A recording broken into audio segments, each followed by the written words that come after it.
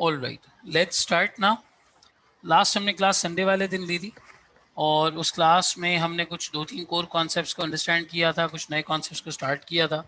पहले हम उन कॉन्सेप्ट्स को स्टडी करते हैं, once done with that, once हमारा वो वाला कॉन्सेप्ट डन हो जाता है, फिर उसके बाद हम अगले कॉन्सेप्ट पर इन्हीं नए कॉन्सेप्ट की तरफ आते हैं। ठीक है, सो हमने बेसिकली बात स्टार्ट की थी वैक से। वैक की कैलकुलेशन में हमने 3-4 चीज़ों को इंक्लूड किया। हमने कहा वैक की कैलकुलेशन सोल एंड ऑल अकेले नहीं हो सकती, लेकिन जो है वो उसके अंदर 4 एलिमेंट्स मौजूद होते हैं, यानी कि market value of equity, cost of equity, market value of debt, cost of debt. ये 4 एलिमेंट्स आपके पास वैक के अंदर इंक्लूडेड होते हैं।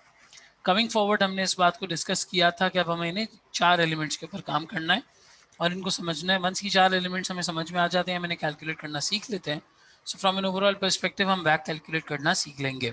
ठीक है, अब जो इन एलिमेंट्स की कैलकुलेशन की बात है, इसमें सबसे पहले हमने कैलकुलेशन पे की थी कॉस्ट ऑफ इक्विटी की, मार्केट वैल्यू ऑफ इक्विटी की। हमने कहा अगर कंपनी अपनी इक्विटी की मार्केट वैल्यू निकालना चाहती है तो उसका रिलेटिवली कुछ तरीकाकार है।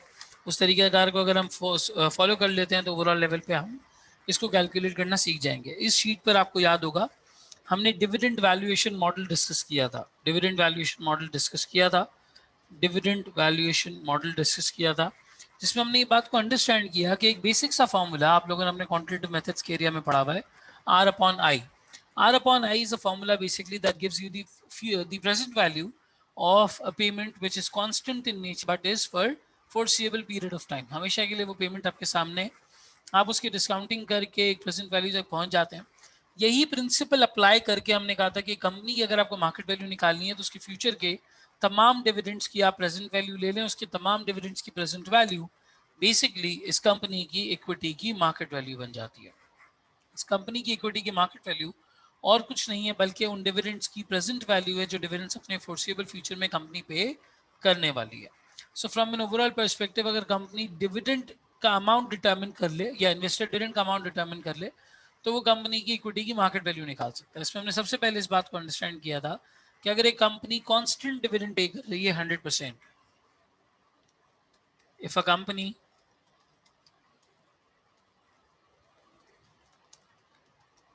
is paying a constant dividend of ₹10, ठीक है, अगर कंपनी 100% कांस्टेंट डिविडेंड पे कर रही है and the KE is let's say 10%, तो हमने इस बात को अंडरस्टैंड किया था कि हम मार्केट वैल्यू निकाल सकते हैं। सर मार्केट वैल्यू कैसे निकलेगी? प्रेजेंट वैल्यू, सिंपल, डिविडेंड्स की present value is the market value. R upon I के फॉर्मूले के हिसाब से मैं डिविडेंड अपॉन KE कर दूंगा, डिविडेंड अपॉन KE कर दूंगा। तो यहाँ पे मार्केट वैल्यू निकालने का बड़ा सिंपल तरीका है एंड दैट इज कि डिविडेंड का अमाउंट आपका 10 रुपये, इसको आप डिवाइड कर दें 10% की KE से। ठीक है, अगर आप 10 रुपये को 10% डिवाइड करते हैं तो ओवरऑल लेवल पे आपका आंसर आ जाता है विच इज 100, विच इज 100। यानी अब आपकी मार्केट वैल्यू यहाँ पे जो बनेगी that will become 100 rupees, ठीक है, that will become 100 rupees. Market value dividend upon KE, market value 10 upon 10% and market value is equals to 100. 100 रुपए की आपकी मार्केट वैल्यू बन जाएगी। इसी तरीके से ऑल्टरनेटिवली अब यहाँ से नई बात शुरू होने जा रही है।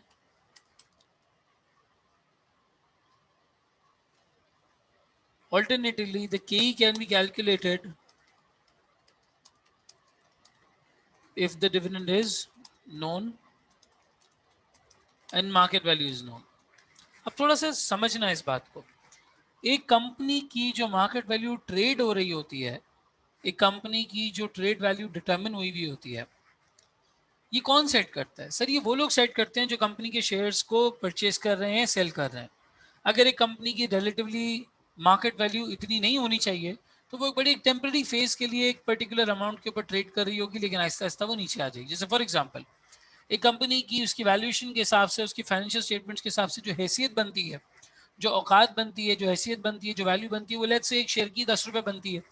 लेकिन आज अगर एक शेयर 15 रुपये पे ट्रेड कर रहा है तो वो अभी नजर तो आ रहा है 15 रुपये, लेकिन आहिस्ता आहिस्ता लोगों को जब रियलाइज होगा कि यार कंपनी रिटर्न इतना अच्छा नहीं दे रही, लेकिन 15 रुपये का मुझसे अमाउंट चार्ज कर रही है, मुझे मार्केट वैल्यू 15 रुपये का मिल रही है, तो वो सूनर लेटर इस शेयर को लेना छोड़ देंगे और जिनके पास है वो भी बेचना स्टार्ट करेंगे। तो इवेंचुअली इसकी वैल्यू 10 रुपये पे आके स्टेबलाइज हो जानी है।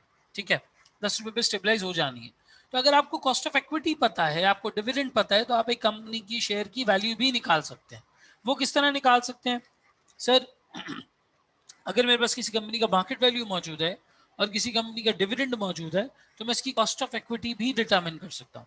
यानी फॉर एग्जांपल अगर एक कंपनी डिविडेंड पे कर रही है, dividend upon market value, dividend pay कर रही है 100 रुपए, डिविडेंड पे कर रही है 100 रुपए, फॉर एग्जाम्पल अगर कंपनी डिविडेंड पे कर रही है 100 रुपए, लेकिन अभी भी उसकी शेयर वैल्यू मार्केट में 500 रुपए के ऊपर ट्रेड कर रही है।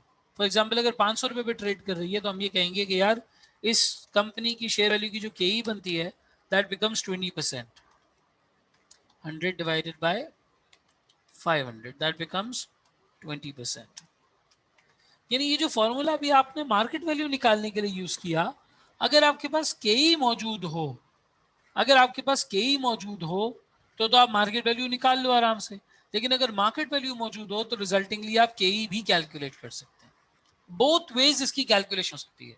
ये एक फॉर्मूला दोनों चीजों के लिए इस्तेमाल किया जा सकता है। आप चाहें आपके पास अगर के मौजूद है तो आप मार्केट वैल्यू निकाल लें, अगर आपके पास मार्केट वैल्यू मौजूद है तो आप के निकाल लें, अगर आपकी जैसे ये दोनों मौजूद है डिविडेंड गायब है तो आप डिविडेंड निकाल लें। Mathematical equation stands true in all the situations. हर सिचुएशन में जो आपकी मैथमेटिकल इक्वेशन है it stands as true. Basically scene ये है कि यार अगर कंपनी का एक शेयर पर्टिकुलर वैल्यू के ऊपर ट्रेड कर रहा है तो लोगों ने एक्सेप्ट किया तो कर रहा है ना। अगर लोग एक्सेप्ट नहीं करते तो वो उस वैल्यू पे ट्रेड भी नहीं करता। लोगों ने एक्सेप्ट किया है, वो उस वैल्यू पे ट्रेड कर रहा है, तो ओवरऑल लेवल पे सिचुएशन बन के आ रही है। अच्छा मुझे बस 1 मिनट देना, मीनवाइल अगर तुम लोगों का कोई सवाल है तो वो चैट पे लिखो please, just give me 1 minute.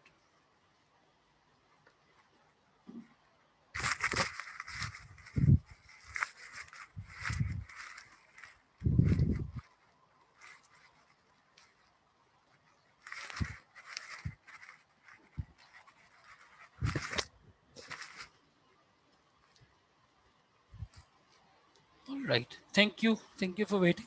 किसी का कोई सवाल है भाई? यहाँ तक ये वाला फॉर्मूला स्ट्रेट समझ आता है? अगर कांस्टेंट डिविडेंड हो, कंपनी मुस्तकिल एक ही डिविडेंड पे कर रही है, तो ओवरऑल लेवल पे क्या तरीकाकार होना चाहिए, क्लियर होता है? Everyone gets it?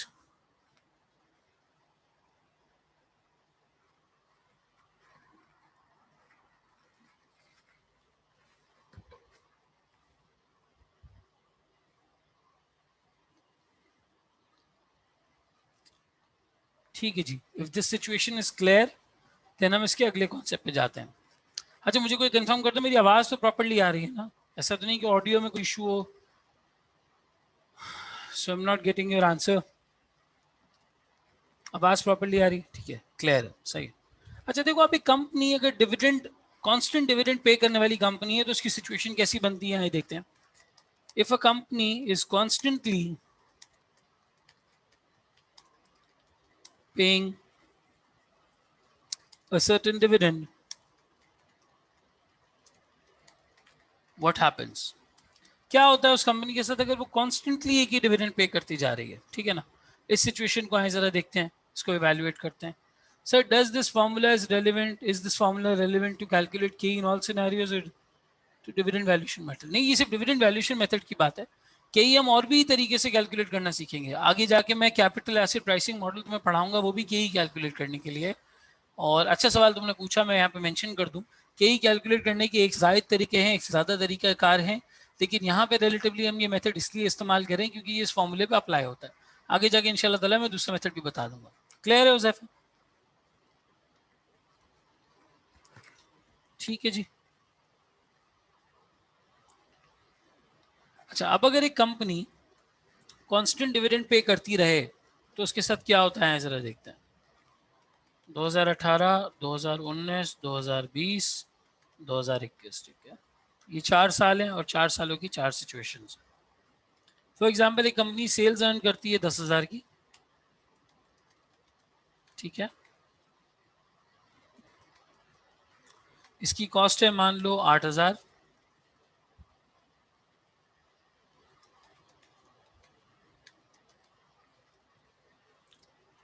Overall level पे इसका जो जीपी बनता है that is 2,000। This is the gross profit that is 2,000, ठीक है। एक्सपेंसेस तकरीबन निकलते हैं 500 के, ये आपका ऑपरेटिंग प्रॉफिट आ जाता है।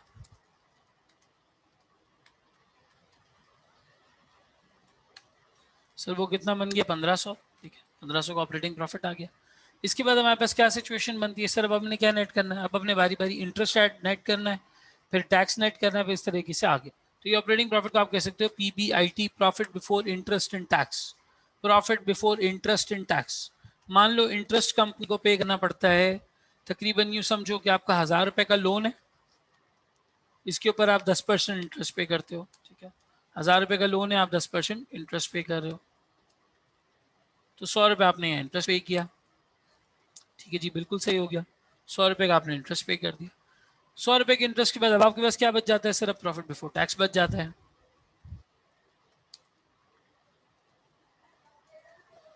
ठीक है। इधर मैंने लगाया टैक्स एट द रेट 30%, 30%। और फिर इसी तरीके से इवेंचुअली जब मैंने इसको सॉल्व किया तो मेरे पास सिचुएशन क्या बनी, प्रॉफिट आफ्टर टैक्स बिकम्स 980 रुपये, ठीक है। 980 रुपये मेरे प्रॉफिट आफ्टर टैक्स है। मान लो मैंने ये डिविडेंड डिस्ट्रीब्यूट कर दिया,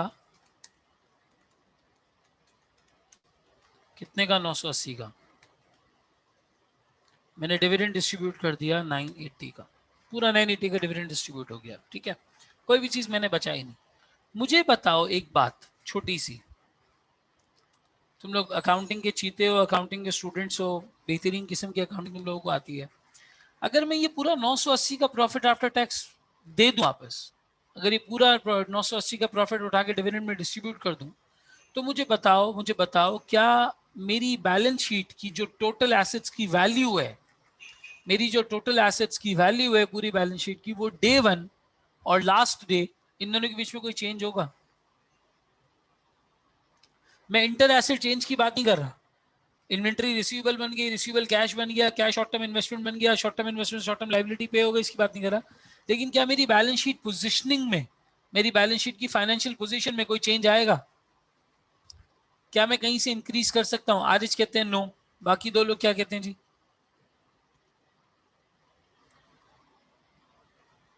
हाँ भाई, need an answer from all of you. Arisha, Uzaifa, तुम लोग क्या कहते हो? सर अगर मैं पूरा प्रॉफिट उठा के डिविडेंड के तौर पे डिस्ट्रीब्यूट कर दूं तो क्या ओवरऑल लेवल पे कंपनी को कोई चेंज आना है, कंपनी की फाइनेंशियल पोजीशन बेहतर होनी है?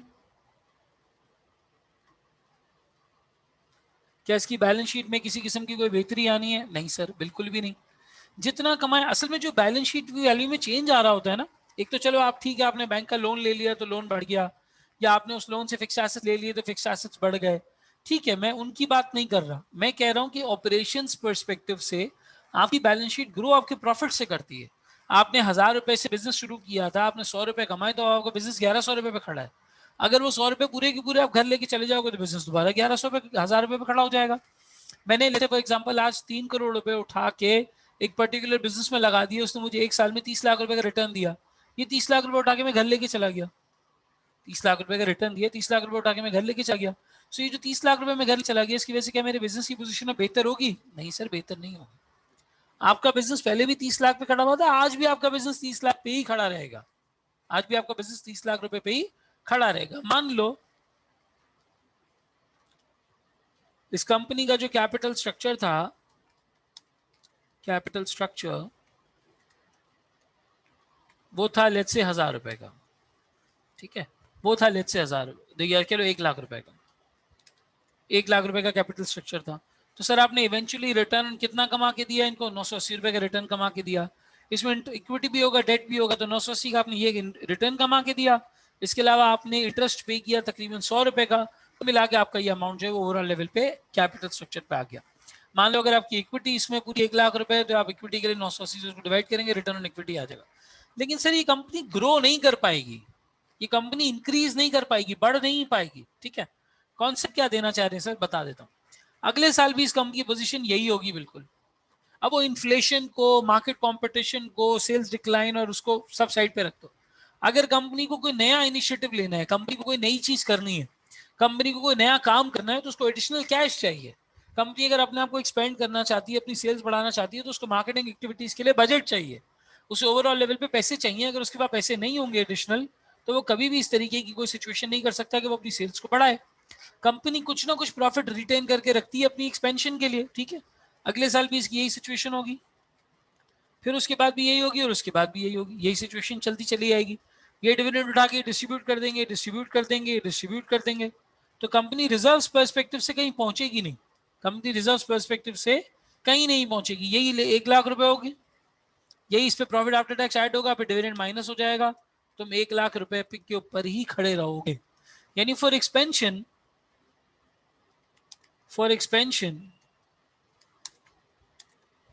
companies prefer to retain some or entire amount of profits. कुछ साल ऐसे होते हैं जब कंपनीज कोई डिविडेंड या डायरेक्टर्स कोई डिविडेंड डिस्ट्रीब्यूट नहीं करते, वो कहते हैं सारा प्रॉफिट रिटेन कर लो, हमें एक्सपेंशन की तरफ जाना है। मैंने तुम लोगों को पहले भी बताया था, अमेजॉन जैसी कंपनी जब बनी थी 15 साल तक कोई डिविडेंड पे नहीं किया, अपनी ग्रोथ के लिए कैश बचा के रखते थे। अमेजॉन प्राइम लॉन्च किया, फिर ये करते करते करते करते लाइन लगा दी प्रोडक्ट्स की, आज बेहतरीन किस्म का एक परफॉर्मिंग कंपनी वो बन चुकी है। मतलब उससे ज्यादा डिविडेंड रुए जमीन पे इस वक्त कोई नहीं दे सकता।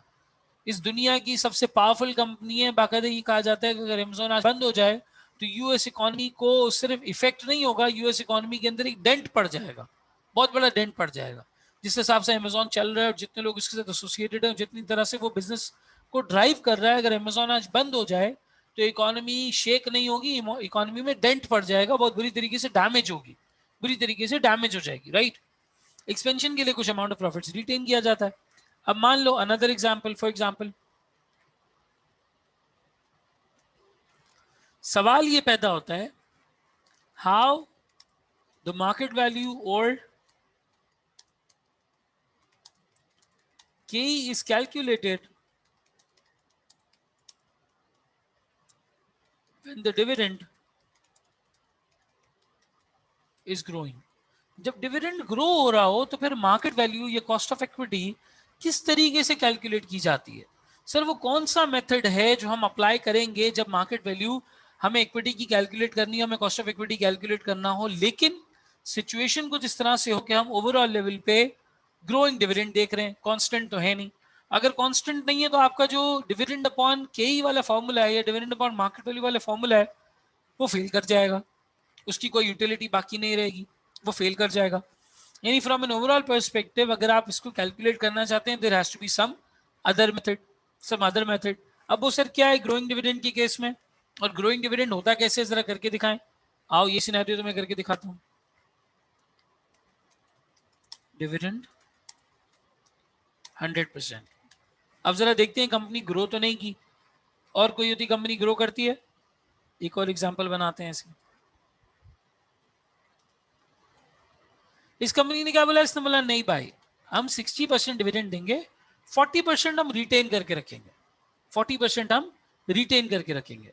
आओ जरा देखते हैं।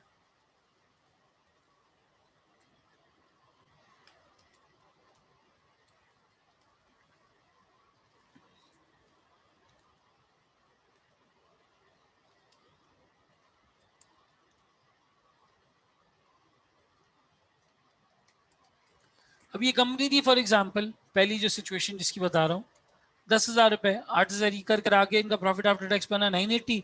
इन्होंने डिविडेंड दिया इसमें से 60%, रिटेन की लेट से 40%। तो जो 60% रिटेन डिविडेंड दिया इसकी वैल्यू कितनी बनी सर, 60% के हिसाब से ये बनी 588। एंड लाइकवाइज अगर आप देखें इसका तो 40% आपने 392 रिटेन कर लिया, 392 आपने रिटेन कर लिया। यानी अब आपका जो कैपिटल स्ट्रक्चर है, अब आपका जो कैपिटल स्ट्रक्चर है इस पॉइंट इन टाइम पे, इस पॉइंट पे वो लाख रुपए नहीं रहा, वो लाख रुपए प्लस 392 हो गया। आपके पास एक इंक्रीज कैश आ गया, इंक्रीज कैश आया तो अब आने वाले वक्त में आपकी सेल्स इंक्रीज होगी, आपके प्रॉफिट्स इंक्रीज होंगे, आपकी ओवरऑल लेवल पे प्रॉफिटेबिलिटी इंक्रीज कर जाएगी, आपकी प्रॉफिटेबिलिटी इंक्रीज कर जाएगी। मान लो आपकी सेल्स यहाँ पे इंक्रीज होती है, आपकी एक्सपेंसेस आपके चेंज हो जाते हैं, आपकी ओवरऑल लेवल पे पोजीशन चेंज हो जाती है। सर उस केस में ग्रोइंग डिविडेंड के केस में हम किस तरीके से मार्केट वैल्यू कैलकुलेट करेंगे? जो ग्राउंड फॉर्मूला है, जो ग्राउंड कॉन्सेप्ट है वो वही है। क्या फॉर्मूला था, वो क्या कॉन्सेप्ट था? Present values of all the dividends. Sir अगर ग्रोइंग डिविडेंड भी है तो हम सारे फ्यूचर के डिविडेंड्स की प्रेजेंट वैल्यू अपने पास ले लेंगे, प्रेजेंट वैल्यू अपने पास ले लेंगे, हमारे पास सिचुएशन हो जाएगी। उसके लिए सर रिलेशनशिप क्या इस्तेमाल होता है?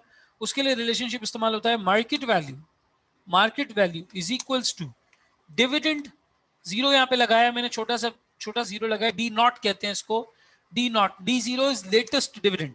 इसको तुम मल्टीप्लाई करोगे 1+G से, 1+G से, और डिवाइड करोगे तुम के माइनस जी से।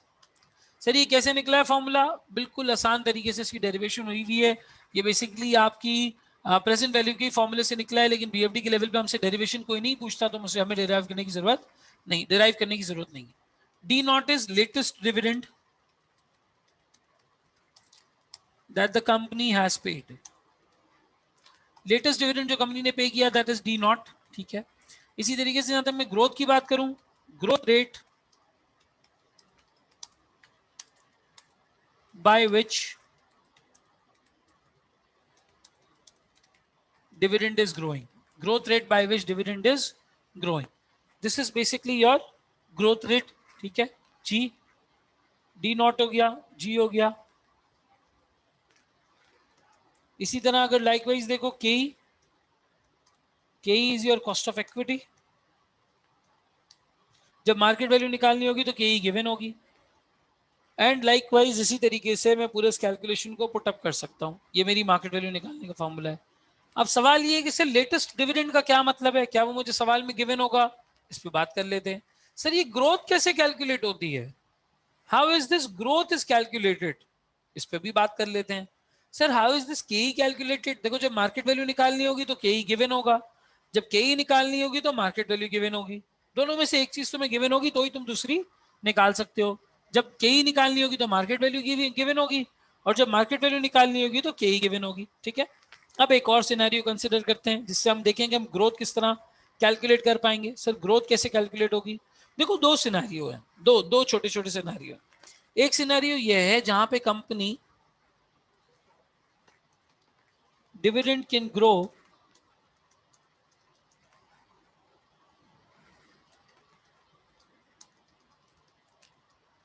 when the company retains some amount of profit। Sir ये आप कैसे कह सकते हैं कि डिविडेंड तभी ग्रो होता है जब कंपनी कुछ अमाउंट ऑफ प्रॉफिट जो है वो रिटेन करके रखे, और फिर जो आपने फॉर्मूला बताया ये कैसे अप्लाई होगा? दोनों बता देता हूं, आए जरा कैलकुलेट करना सीखते हैं इसको। ये कोई कॉपी तो नहीं कर रहा? मैं इसके नीचे लिखना शुरू कर दूं? Is anyone कॉपिंग it? अगर कॉपी कर रहे हैं तो या तो चैट पे मेंशन कर दो या हैंड रेज का ऑप्शन यूज कर लो। ठीक है, हुजैफा कॉपी कर रहे हैं।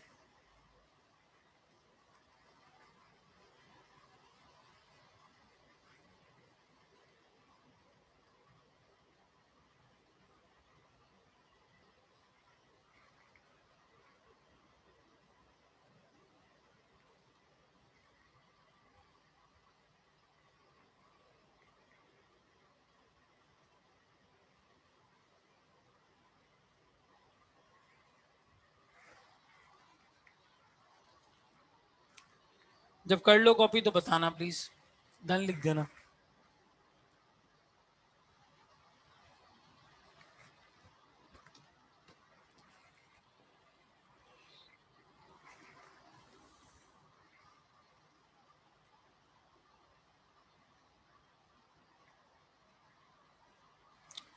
Sir what if company right issue कर ले फॉर कैश, तब भी इसी तरह करेंगे हम कैलकुलेट।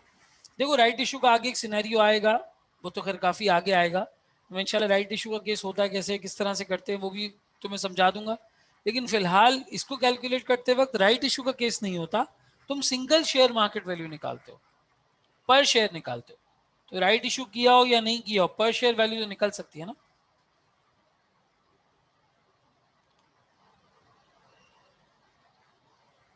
वो अभी जब एक सवाल करेंगे किस तरह से कैलकुलेट कर रहे हैं तो वो इजी क्लियर हो जाएगा।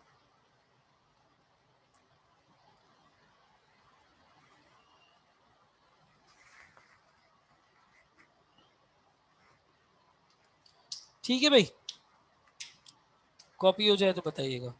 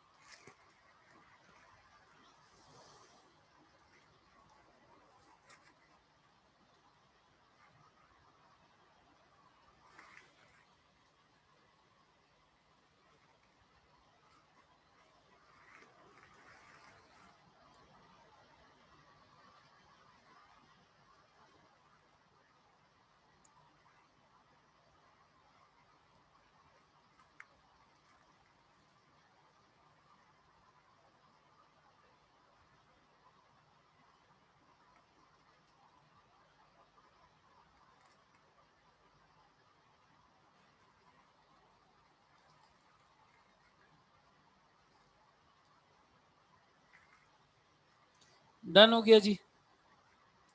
चलें एक स्टेप आगे बढ़ते हैं।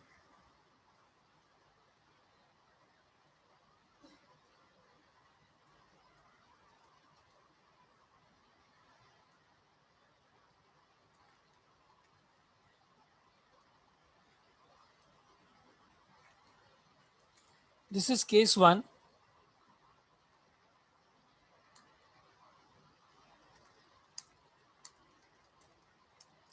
When the company retains a fixed amount of profit. ठीक है, मान लो एक कंपनी का जो इक्विटी स्ट्रक्चर है, इक्विटी है वो 1 लाख की है, लाख रुपए की इक्विटी है, और रिटर्न ऑन इक्विटी जितना तुम इवेंचुअली सब कुछ कर कर आगे कमाते हो उसके ऊपर, वो लेट से तुम्हारा है 7%, 10% रख लो, चलो 10% है, ठीक है। इसको तुम 10% से मल्टीप्लाई करो, तुम्हारा 10,000 बनता है रिटर्न ऑन इक्विटी। इसमें से तुमने डिविडेंड कितना लिया? सर डिविडेंड दिया मैंने इसका एट द रेट ऑफ 60% से 60% लिया। So this multiplied by 60% becomes 6,000। जो बच जाएगा वो तुम्हारा रिटेन्ड हो गया, ठीक है, रिटेन्ड हो गया, रिटेन्ड इज 4,000। तो अगर तुम्हारी ये ओपनिंग इक्विटी थी,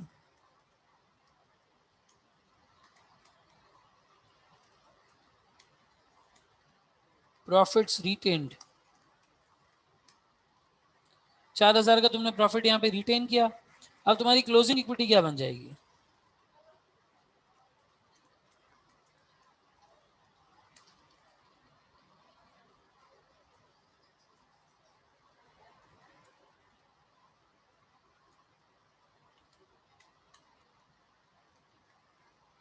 sir closing equity would become 1 lakh and this 4,000, दोनों 1 लाख और ये 4,000, बिल्कुल एक्सीलेंट हो गया जी। अगले साल के लिए ये तुम्हारी ओपनिंग इक्विटी बन जाएगी। तुम मान लो 10% कमाते हो, तो 10% के हिसाब से 10,400 कमाया, और 60% के हिसाब से तुमने इतना डिविडेंड पे कर दिया, 6240, 4160 को तुमने प्रॉफिट रिटेन कर दिया। अब तुम्हारी क्लोजिंग इक्विटी क्या बन गई? 108,160। अब तुम्हारी क्लोजिंग इक्विटी क्या बन गई? 108,160। इसको तुमने ऐड कर लिया। मुझे बताओ क्या शेयर होल्डर का पिछले साल से डिविडेंड इंक्रीज हुआ या नहीं हुआ? पहले तो सबका जवाब चाहिए, सारे लोग चैट पे जवाब देंगे जी। पिछले साल से इस कंपनी का डिविडेंड इंक्रीज हुआ या नहीं? एज लाइक शेयर होल्डर्स को डिविडेंड मिला, डिड इट इंक्रीज और नॉट? अगर कांस्टेंट डिविडेंड पे कंपनी चल रही होती तो ठीक है, पहला डिविडेंड आता ज्यादा, लेकिन ईयर ऑन ईयर वो इंक्रीज नहीं करता, कांस्टेंट होकर रह जाता। मुझे बताओ इस मॉडल पे अगर ये कंपनी चलती रही तो क्या ईयर ऑन ईयर ग्रो करती रहेगी? ईयर ऑन ईयर मतलब साल साल, एक साल के कंपैरिजन में दूसरे साल ग्रो करती रहेगी? सारे लोग जवाब देंगे जी। जी बिल्कुल सर, ग्रो करती रहेगी। अगर ये कंपनी इस हिसाब से ग्रो करेगी तो अब अगला साल देखो, ये 108 से शुरू होगा, यहाँ जाओगे तुम 112 पे चले जाओगे, ठीक है।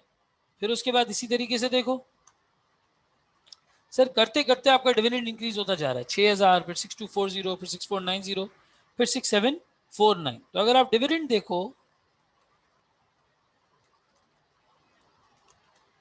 तो ये डिविडेंड इंक्रीज करता जा रहा है। सर ये डिविडेंड कितना है? लेट्स से अगर मैं डिविडेंड की बात करूं तो ओवरऑल लेवल पे यहाँ पे मेरे पास 6,000, 6240, 6490 एंड 6749, ये चारों मेरे पास डिविडेंड के अमाउंट्स हैं, ठीक है। अब हम जरा देखते हैं कि एक दूसरे के कंपैरिजन में डिविडेंड ग्रो कितने से किया, किस तरीके से ग्रो हुआ। आदेश कहते हैं जी सर बिल्कुल आपकी बात सही है, लेकिन ग्रोथ स्लो है। स्लो तो है, वो तो तुम्हारी बात ठीक है, जितना गुड़ डालो उतना मीठा होगा, तुम जितना रिटर्न इक्विटी पे कमाओगे उस हिसाब से ग्रो होती चली जाएगी चीज। लेकिन बहरहाल अगर मैं ग्रोथ पर्सपेक्टिव से देखूं तो कैलकुलेशन के लिए मेरा डिविडेंड कितना ग्रो हुआ, सिंपल 6240 को डिवाइड करो 6,000 से, -1 कर दो। 6240 डिवाइडेड बाई 6,000 -1, तुम्हारी ग्रोथ आ जाएगी। सर 4% से ग्रो किया, सर 4% से ग्रो किया, सर 4% से ग्रो किया, 4% ईयर ऑन ईयर मेरी ग्रोथ आती जा रही है, ठीक है।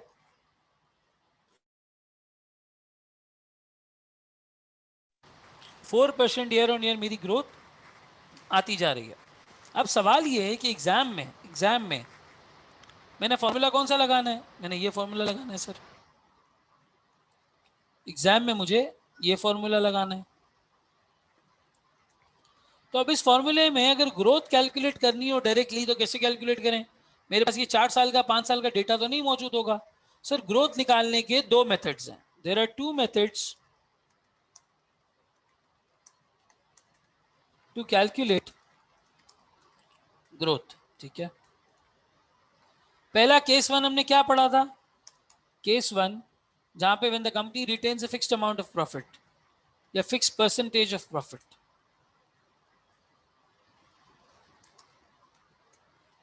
ये केस वन है।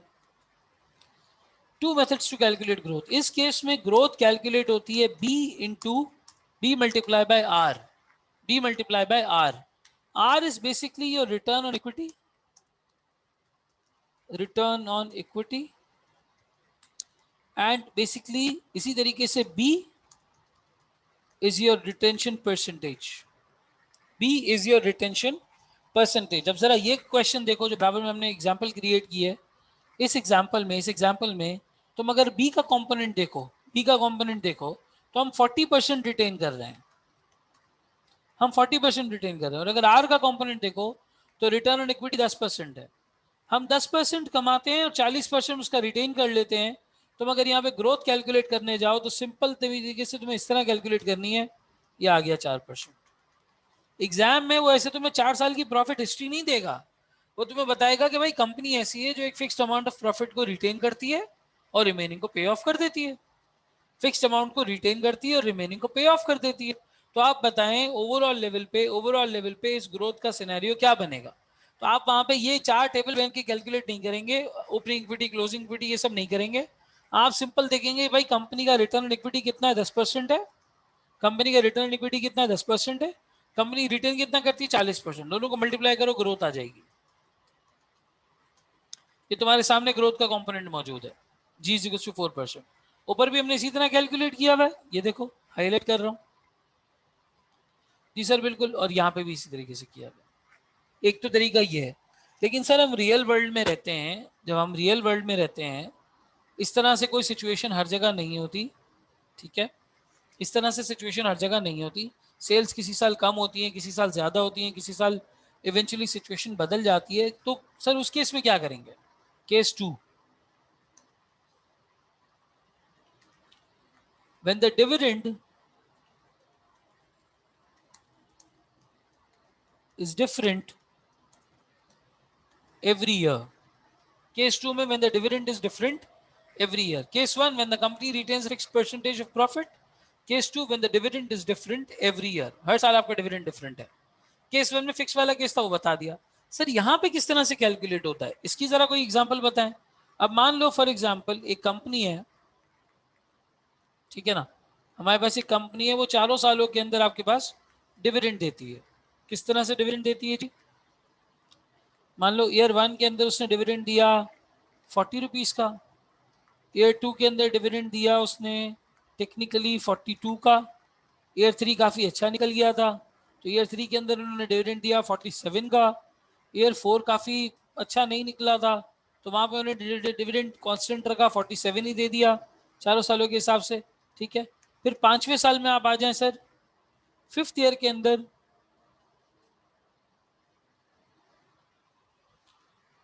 ईयर 5 5th ईयर के अंदर उन्होंने जो डिविडेंड पे किया वो लेट्स से किया 50 रुपए का। ठीक है, 5th ईयर के अंदर उन्होंने जो डिविडेंड पे किया वो 50 रुपए का पे किया।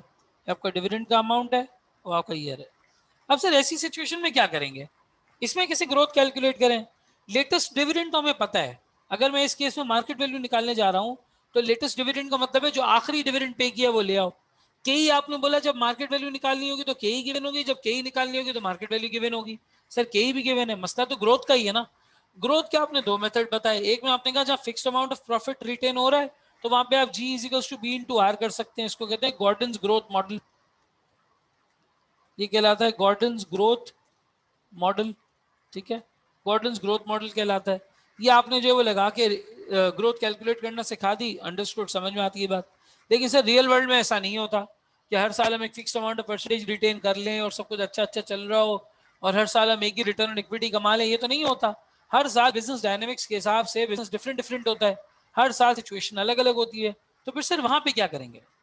वहां पे हम एक फॉर्मूला यूज करेंगे, cumulative annual growth rate. Cumulative annual growth rate, that is called CAGR, that is called CAGR. हम इसमें लेंगे latest dividend divided by oldest dividend raised to the power 1 minus t। t मतलब amount of years जिसमें हमने इस overall level पे इस position तक पहुंचे हैं, फिर आगे -1, आगे -1। एक मिनट दीजिएगा please.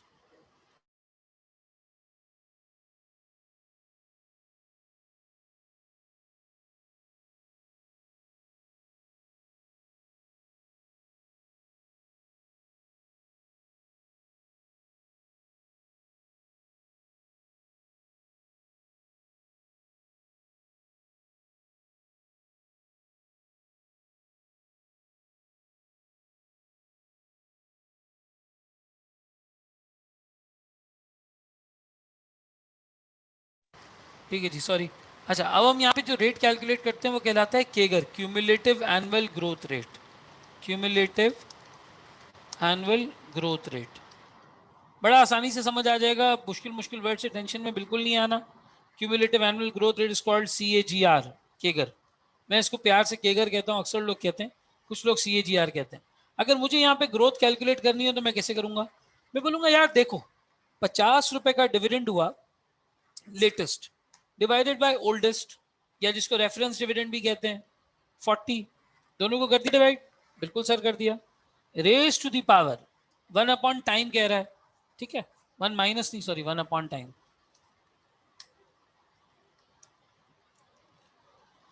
1 upon time, 1 upon time, ठीक है।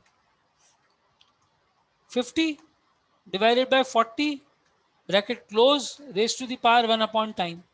अब कोई जवान मुझे ये कैलकुलेट करके बताए कि यह 5 साल का डिविडेंड है, तो 50 से 40 तक का सफर कितने साल में तय हुआ? सर वो 4 साल में तय हुआ। ईयर 1 से ईयर 2 1 साल, ईयर 2 से ईयर 3 1 साल, ईयर 3 से ईयर 4 1 साल, और ईयर 4 से ईयर 5 1 साल, टोटल 4 साल। ईयर 1 के 40 से ईयर 5 के 50 तक का सफर 4 साल में तय हुआ। आप इसको इस तरह से डिवाइड कर दो और फिर आगे लाके -1 कर दो, आगे लाके -1 कर दो। यानी आपकी जो ग्रोथ यहाँ पे कैलकुलेट होती है वो 5.74 होती है, वो 5.74 होती है। सर जरा फॉर्मूला बताएं क्या लगाया? सर कुछ भी नहीं, 50 divided by 40 bracket close, raise to the power 1 upon 4 -1, raise to the power 1 upon 4 -1। 50 upon 40 पूरे ब्रैकेट के ऊपर लगाओ, raise to the power 1 upon 4 -1, 5.74 तुम्हारे पास ग्रोथ की परसेंटेज आ जाएगी। इस फॉर्मूले को लगाते वक्त अगर तुम्हें ग्रोथ कैलकुलेट करनी है तो वो ग्रोथ इस तरह से बहरहाल कैलकुलेट होगी। लेकिन सर इसका लॉजिक क्या है?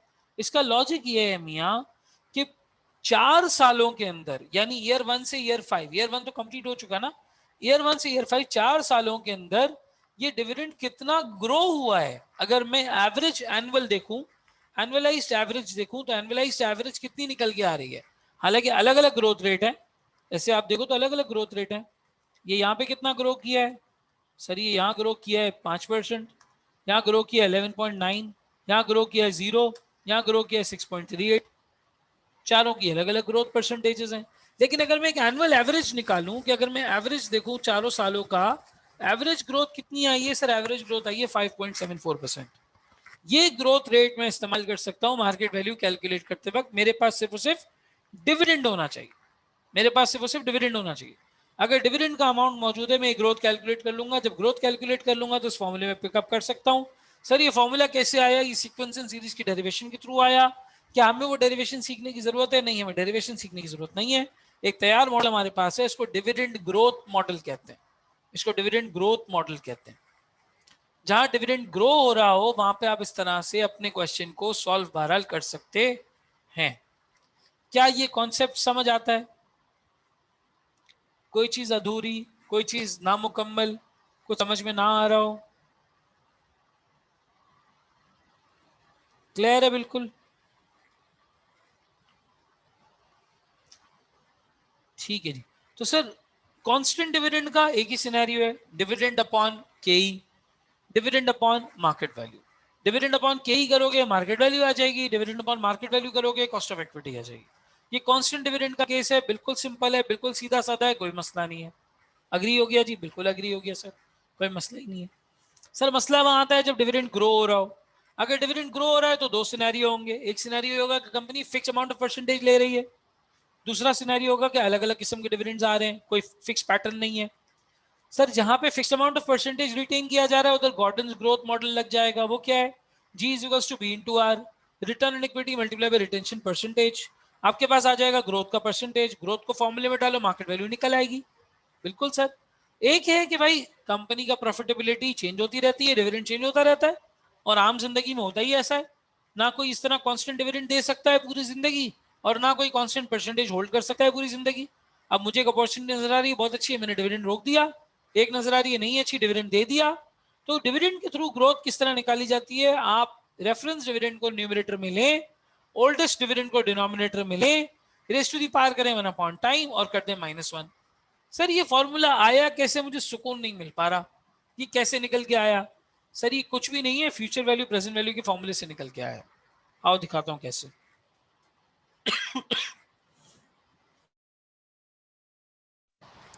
देखो, जमाना है बचपन में आपने एक इक्वेशन पढ़ी होगी, fair value is equals to present value into 1 plus I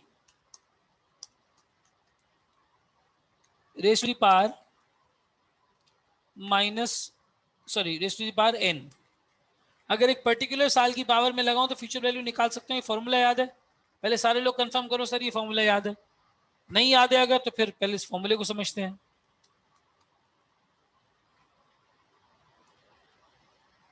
every one of you remembers this?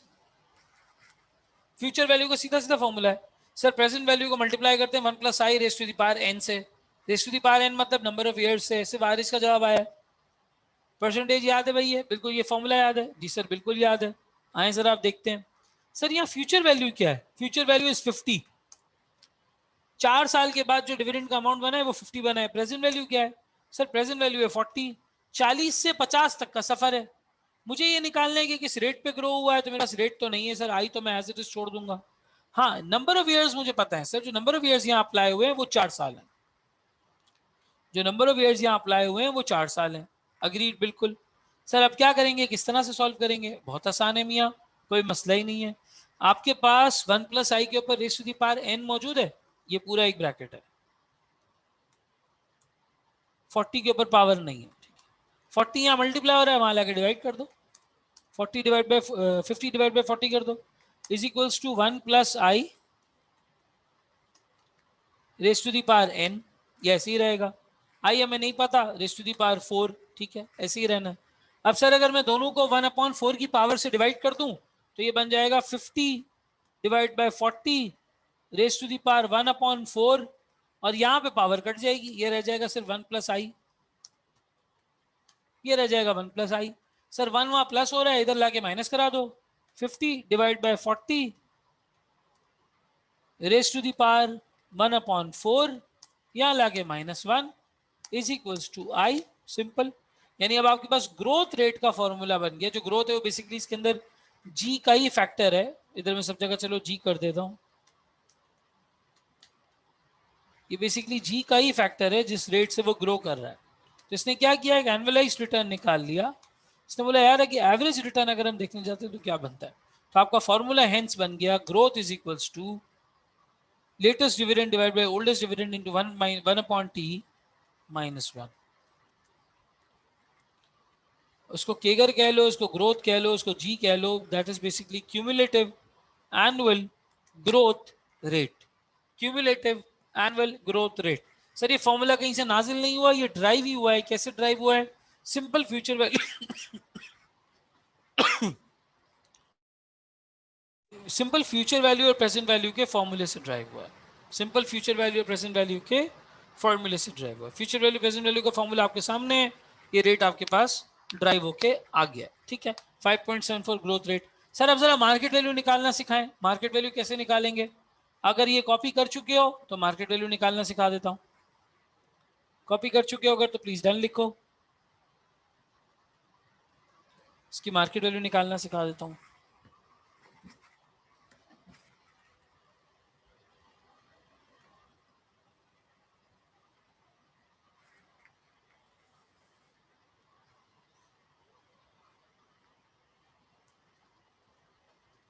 ठीक है जी, डन हो गया। अच्छा देखो, मैंने लास्ट क्लास में तुम लोगों के साथ एक हैंडआउट शेयर किया था, उसमें हमने सिर्फ कांस्टेंट डिविडेंड वाला पार्ट किया था, नीचे ग्रोइंग डिविडेंड वाला पार्ट हमने छोड़ दिया था, ठीक है। अब आए जरा वो सॉल्व करना सिखाता हूं। सर उस हैंडआउट में हमने क्वेश्चन 1 कर लिया था, लेकिन ग्रोइंग डिविडेंड का कोई भी केस नहीं किया था, तो आए जरा ग्रोइंग डिविडेंड का केस करते हैं।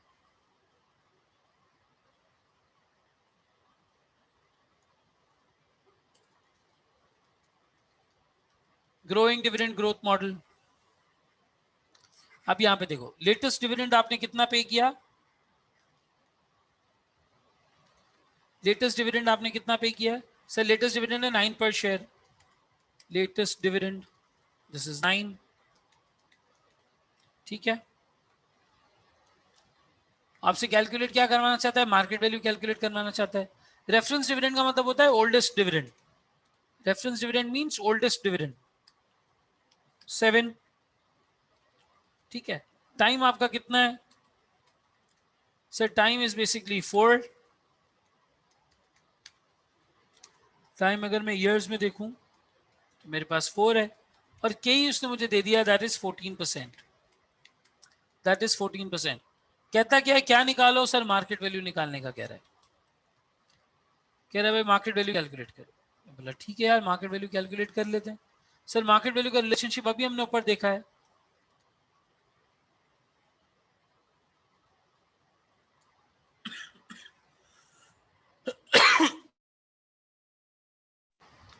मार्केट वैल्यू का हमने सिंपल फॉर्मूला यहाँ पे देखा है, D naught. D naught sir पता है लेटेस्ट डिविडेंड है 9, market value is equals to 9। सर फंसते हैं यहाँ पे आके, जी नहीं पता, ग्रोथ नहीं पता। सर ग्रोथ कैसे निकलेगी? Sir g is equals to reference dividend, sorry latest dividend divided by oldest dividend या reference dividend raise to the power 1 upon t minus 1, ठीक है। सो ग्रोथ यहाँ पे क्या हो जाएगी, किस तरह हो जाएगी? सर लेटेस्ट डिविडेंड है आपका 9, देन यहाँ पर आ गया 7। अगर मैं टाइम की बात करूं तो that is 1/4 minus 1, 1/4 minus 1। So sir very simple, 9 divide by 7 raise to the power 1/4 minus 1। Simple जो आपकी ग्रोथ बनती है 6.48 बनती है। G is equals to 6.48%। G is equals to 6.48%। ये आपकी सिंपल ग्रोथ बनती है, इसको आप यहाँ पे ले आए। 6.48% ब्रैकेट क्लोज, मल्टीप्लाई किया, डिवाइडेड बाय के ही कितना दिया हुआ है सर? 14% दिया हुआ है, माइनस 6.48%। ये करोगे मार्केट वैल्यू तक पहुंच जाओगे। सर कैसे, जरा कैलकुलेट करें। आइए जरा कर लेते हैं भाई। 9 multiplied by 1 plus 0.0648, 6.48% divided by 14% minus 6.48%। कितनी बन गई सर? 127.4362। मेरी मार्केट वैल्यू बन गई 127.44।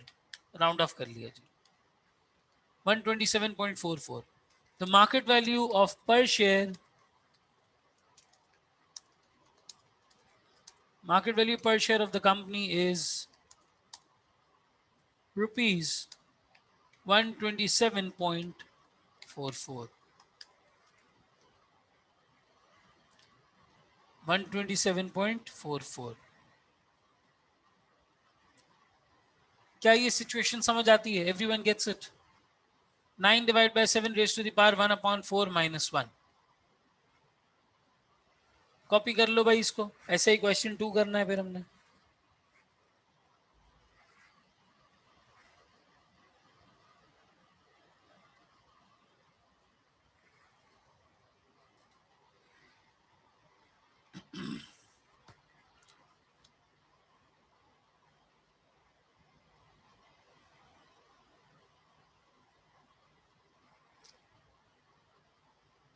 डन हो गया जी। और ये फॉर्मूला जो ये मार्केट वैल्यू के यहाँ पे लिखा हुआ नहीं, कोई टेक्निकल फॉर्मूला नहीं है, बहुत कोई टेक्निकल फॉर्मूला नहीं है। देखो ये फॉर्मूला याद है तुम्हें, डिविडेंड अपॉन केई, ऐसा ही है। अब बस इस केस में क्या हुआ है, डिविडेंड ग्रोइंग हो गया है। जब डिविडेंड ग्रोइंग हुआ है तो उसको मल्टीप्लाई बाय 1+g किया है, और नीचे केई है तो उधर -g किया है, बस simple, this is the formula. But dividend तुम्हें लेटेस्ट उठाना है, फ्यूचर का कोई डिविडेंड मत उठा लेना। जो बिल्कुल अभी पे किया है वो डिविडेंड पिकअप करना है।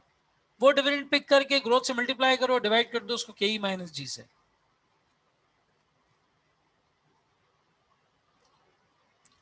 दिल से बताना, बिल्कुल आसान लग रहा है, मुश्किल लग रहा है? इजी है समझना। आज कितने सर हम कौन सा टॉपिक कर रहे हैं, weighted average cost of capital कर रहे हैं हम। उसमें सबसे पहले हमने वेटेड एवरेज का बेसिक सीखा, फिर उसके बाद हमने अलग अलग एलिमेंट्स को अब कैलकुलेट करना सीख रहा है। हमने market value of equity, cost of equity से डिस्कशन स्टार्ट किया। पहले हमने किया कांस्टेंट डिविडेंड वाला केस, फिर हमने कहा अगर कांस्टेंट डिविडेंड नहीं हो तो ग्रोथ कैसे कैलकुलेट होगी, वो दो केसेस हमने किए। अब हम इसको सॉल्व कर रहे हैं, दैट्स द आइडिया, ठीक है। चलो अब इसी तरीके से इसका केस 2 है।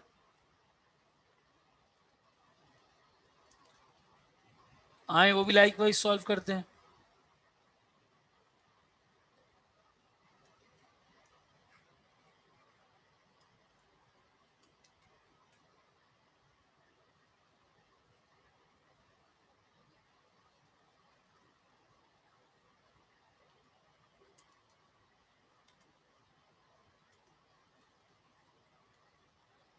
सर इस केस में क्या है, इस केस में लेटेस्ट डिविडेंड है 45 पर शेयर, रेफरेंस डिविडेंड है 25 पर शेयर, टाइम लगा है 5 साल। 5 साल में ये सिचुएशन बनी है। मार्केट वैल्यू एक शेयर है 366, कॉस्ट ऑफ इक्विटी निकालनी है, जल्दी करो भाई। अच्छा इस केस में मार्केट वैल्यू हमें गिवन है, कॉस्ट ऑफ इक्विटी निकालनी है, तो उसका क्या फॉर्मूला होता है सर, कई अगर आपको निकालनी है और मार्केट वैल्यू गिवन हो तो बिल्कुल ऐसे ही D naught into 1+g into 1+g, ठीक है, divided by market value, divided by market value.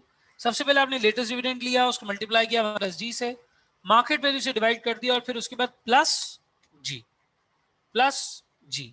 So basically this is your complete bracket,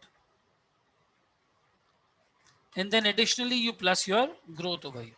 इसकी भी डेरिवेशन बहरहाल हमें टेंशन लेने की जरूरत नहीं। इसी फॉर्मूले से ड्राइव करके के का जो फॉर्मूला निकलता है वो ये निकलता है। सो यहाँ पे सर के इज इक्वल्स टू निकालने के लिए मुझे लेटेस्ट डिविडेंड चाहिए। Latest dividend I have that is 45, ठीक है, मल्टीप्लाई बाय 1 प्लस ग्रोथ का फैक्टर है सर। ग्रोथ हमने अभी नहीं निकाली, वो कैसे नहीं सर, ग्रोथ के बारे में हमें पता है sir, basically latest dividend divided by reference dividend या oldest dividend raise to the power 1 upon time -1, ठीक है। सो इन दिस सिनेरियो अगर मैं देखूं, मेरे पास लेटेस्ट डिविडेंड कितना है sir, that is 45 divide by 25 raise to the power 1 upon 5 -1, ठीक है, -1। So how does your growth turns out to be? So 45 divided by 25 raised to the power 1 divided by 5 -1. 12.47%. 12.47%. Growth is 12.47%. Sir अब आप यहाँ पे growth pickup करें 12.47%, ठीक है जी। इसको आप डिवाइड करवा दें 366 से, ये आपका एक ब्रैकेट क्लोज हो गया। अब आप इसमें प्लस कर दें 12.47%, प्लस कर दें 12.47% को, आपकी के ई निकल के आ जाएगी। और सर वो के ई कितनी निकल के आएगी आपके पास, 45 multiplied by 1.1247 divided by 366 plus 12.47, sir 26.3। यहाँ आपकी के ई निकल के आनी चाहिए 26.3%, 26.3%।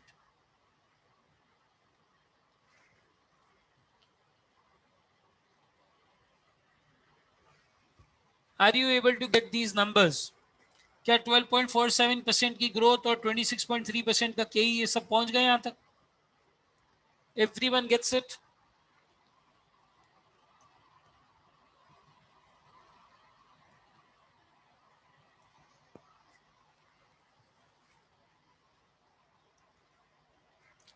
बिल्कुल सर, समझ में आती है ये बात। चलें, अगर ये बात समझ में आती है तो इसके बाद वाला क्वेश्चन करते हैं।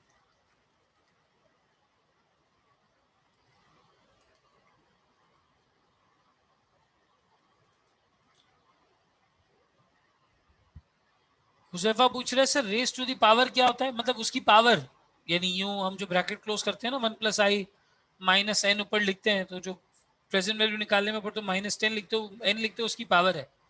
रेस टू द पावर मतलब इस ब्रैकेट की इतनी पावर है। अब पावर बोलूँ एक्सपोनेंट बोलूँ, जो वो हम राइट हैंड साइड पे टॉप पे लिख रहे होते हैं।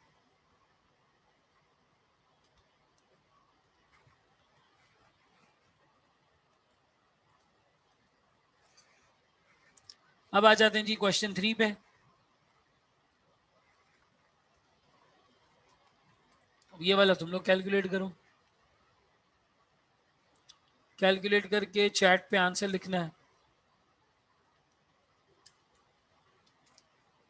Question 3, Hassan Limited has in issue 8 million shares with a return of 8% required by the shareholders. 8% required by the shareholders का मतलब सर ये के ही गिवन है, कॉस्ट ऑफ इक्विटी गिवन है, 8% शेयर होल्डर रिटर्न रिक्वायर करते हैं। A dividend of ₹62 per share for 2019 has just been paid, यानी sir ये लेटेस्ट डिविडेंड की बात कर रहा है। जस्ट बीन पेड मतलब लेटेस्ट डिविडेंड की बात कर रहा है। The pattern of recent dividend is as follows, the pattern of recent dividend is as follows. अगर पैटर्न की बात करें 2016 में 55 दिया, 17 में 58, 18 में 59 और 2019 में 62। Calculate market value of the company share using dividend growth model. जल्दी से कैलकुलेट करके चैट पे आंसर लिखो, तब तक मैं चार्जर लगा लूँ, मेरे लैपटॉप की बैटरी जाने वाली है।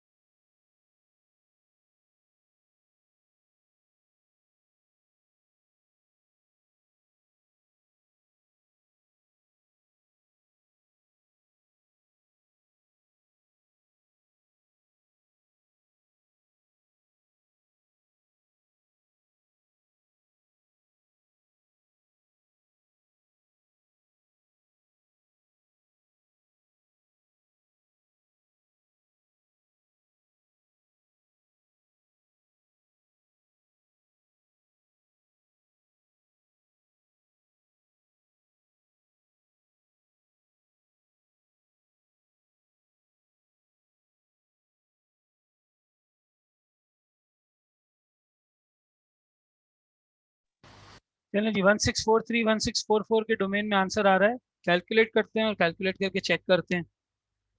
मुझे बहरहाल रटा हुआ नहीं है आंसर, तो मैं तो कैलकुलेट करता हूँ भी तुम्हारे सामने।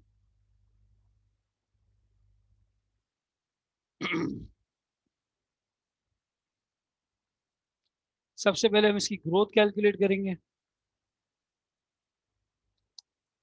सर ग्रोथ कैलकुलेट बड़ी आसानी से हो जाएगी। 62 divided by 55 raise to the power 1 upon, हमारे पास देखा जाए तो कितने सालों का सफर है सर? 16 से 17 1 साल, 17 से 18 2 साल, 18 से 19 3 साल। ठीक है, 3 साल का सफर -1, ये आपकी ग्रोथ निकल के आ जाएगी। 62 divided by 55 raise to the power 1 divided by 3 minus 1. That becomes 4.07%. 4.07%. ठीक है, ये आपकी ग्रोथ बन गई। इसके अलावा इसने मुझे क्या प्रोवाइड किया सर? के किया हुआ मार्केट वैल्यू निकालनी है। वो होती है डी नॉट यानी latest dividend multiplied by 1 plus G divided by K minus G, K minus G. So sir market value हमें नहीं पता, डी नॉट हमें पता है, लेटेस्ट डिविडेंड दिया 62, मल्टीप्लाई करो 1 प्लस ग्रोथ, ग्रोथ कितनी है सर? 4.07%। डिवाइड करो के माइनस जी से, सर के कितना है? 8%, माइनस कर दो 4.07%, ब्रैकेट हो जाएगा क्लोज, ये आपकी मार्केट वैल्यू निकल के आ जाएगी। 62 इंटू 1.0407 डिवाइडेड बाय 0.08 माइनस 0.0407, ठीक है जी, 1642 1642 4344, कोई ऐसा मसला नहीं है। एक्सेल चूंकि एग्जैक्ट वैल्यू कैलकुलेट अमूमन कर रहा होता है तो राउंडिंग ऑफ का इशू होगा। 2 रुपए का कोई मसला नहीं है, आपका 1644 है तो मेरी तरफ से आप 2 रुपए रखें एक्स्ट्रा, नो प्रॉब्लम। ठीक भाई, समझ में आ गया ये केस कैसे निकाला हमने? अच्छा सर, आपके पास जब लेटेस्ट डिविडेंड सवाल में मौजूद हो तो आप डी नॉट लेंगे, डी नॉट लेंगे। कभी कभी एग्जामिनर अगले साल का डिविडेंड दे देता है, कभी कभी एग्जामिनर अगले साल का डिविडेंड दे देता है, लेटेस्ट डिविडेंड छुपा लेता है, ग्रोथ निकाल के दे देता है। तो उस केस में क्या होगा? हम यहाँ पे D1 लेंगे, हम उस केस में यहाँ पे D1 लेंगे। सर D1 की मार्केट वैल्यू कैसे निकलती है? उस केस में फिर आपको 1 प्लस डी करने की जरूरत नहीं है, वो ऑलरेडी इसमें इनकॉर्पोरेटेड है। अगर वो आपको D1 दे रहा है तो फिर बस के माइनस डी कर लो, सिंपल, फिर बस के माइनस डी कर लो, ठीक है, और के माइनस डी।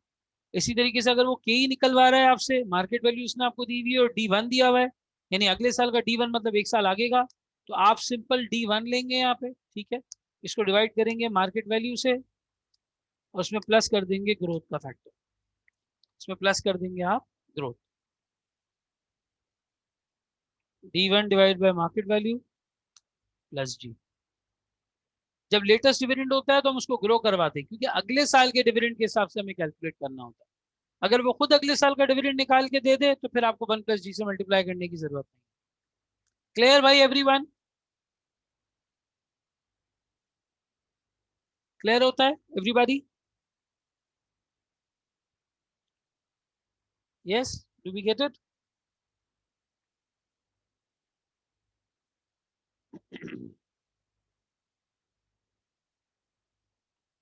चलो जी, ठीक हो गया, ठीक हो गया। अब आओ इसी तरीके से क्वेश्चन 4 करते हैं।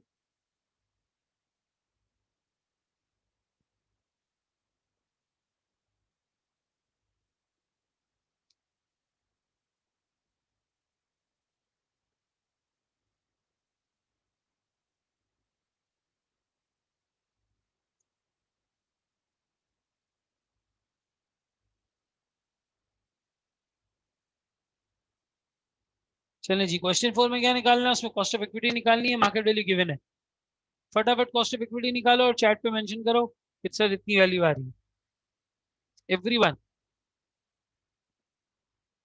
अच्छा, उजैफा कहते हैं सर लेटेस्ट ईयर का डिविडेंड गिवन वाला पॉइंट रिपीट कर दें। मियां, मैं ये कह रहा हूँ ऑल्टरनेट मेथड होता है, ये भी एक तरीका है। कभी कभी एग्जामिनर आपको ग्रोथ की परसेंटेज अलग से देता है, ठीक है, ग्रोथ की परसेंटेज अलग से देता है, और आपसे कहता है कि भाई लेटेस्ट ईयर का डिविडेंड अवेलेबल नहीं है, अगले साल का डिविडेंड इतना होगा। तो अब आपको पता है कि यार अगले साल का डिविडेंड उसमें ग्रोथ इनकॉर्पोरेटेड होगी। अगले साल का डिविडेंड का क्या मतलब है? D naught into 1 plus D. इस साल का डिविडेंड जो ग्रो करेगा तो अगले साल का डिविडेंड बन जाएगा। अगर वो अगले साल का डिविडेंड ही निकाल के दे दे आपको, ऑलरेडी निकाल के दे दे, तो फिर 1 प्लस जी से मल्टीप्लाई करने की जरूरत नहीं है, rest of the formula remains the same, बाकी फॉर्मूला वैसे ही रहेगा। अगर वो 1 साल बाद का निकाल के दे देता है। 1 साल बाद का डिविडेंड क्या है? सर 1 साल बाद का डिविडेंड, सर इस साल का डिविडेंड इंटू 1+G तो है। तो अगर उसने 1 साल के बाद का निकाल के खुद ही दे दिया डिविडेंड, तो फिर हमें न्यूमरेटर पे और कोई काम करने की बहरहाल जरूरत नहीं है। क्या ये कॉन्सेप्ट समझ आता है? चले जी, ओके हो गया।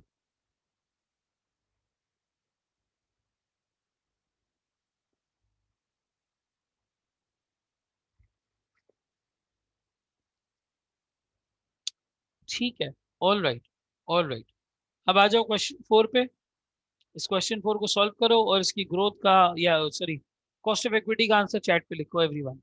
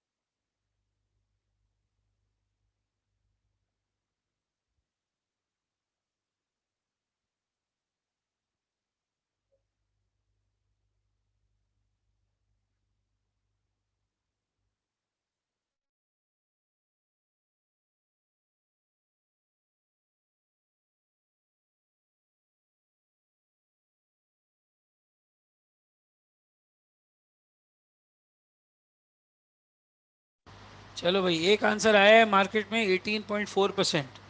बाकी लोग बताएं भाई कितना आंसर आ रहा है उनका।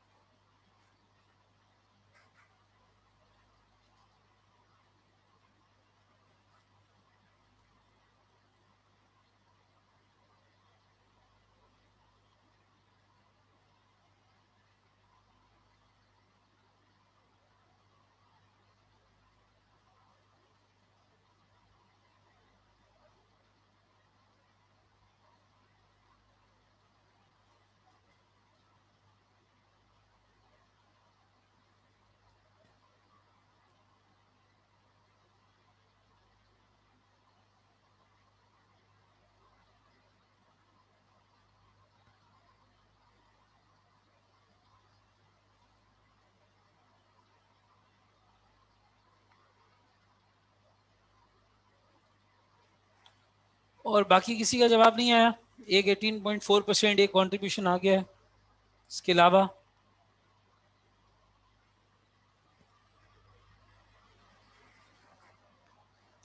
एटीन पॉइंट थ्री थ्री करीब करीब हो बिल्कुल। आए जरा सॉल्व करते हैं, चलो। सर हमारे पास दो तरीके होते हैं यही कैलकुलेट करने के। एक सिंपल तरीका है आपके पास, D0 इंटू 1+G, ठीक है, अपॉन मार्केट वैल्यू। ये आपका पूरा एक ब्रैकेट बनता है, प्लस कर दो आप इसमें G। और अगर उसने D1 निकाल के दिया है तो फिर ग्रोथ से मल्टीप्लाई करने की ज़रूरत नहीं है, सिंपल यहाँ पे D1 ले लेंगे, बाकी फॉर्मूला सेम रहेगा, D1 upon market value plus G। Sir यहाँ इस सिनेरियो में क्या हो रहा है? इस सिनेरियो में अगर देखा जाए तो हमारे पास ओवरऑल लेवल पे D0 दिया हुआ है हमें, और ये बताया है कि भाई 3 साल में डिविडेंड 28 से 37 पे गया है, ठीक है। तो पहले ग्रोथ कैलकुलेट कर लेते हैं।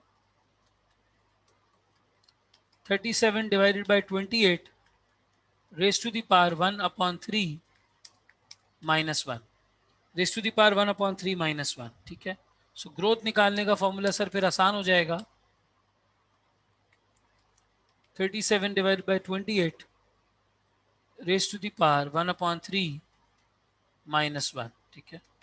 सो सर ग्रोथ क्या बन जाती है, 9.74%, 9.74%, ठीक है। लाइकवाइज सिचुएशन अगर मैं के ही कैलकुलेट करने जाऊँ अब, तो सर बड़ा आसान है। डी नॉट मुझे पता है, दैट इज 37, 37 को आप मल्टीप्लाई करते हैं 1 प्लस 9.74% से, ये 1 प्लस जी से आपने मल्टीप्लाई कर दिया।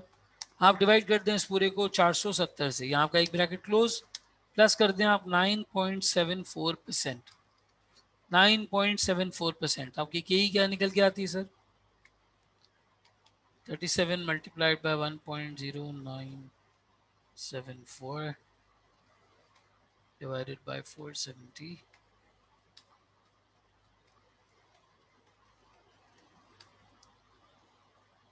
18.38, के ही निकल के आती है 18.38%।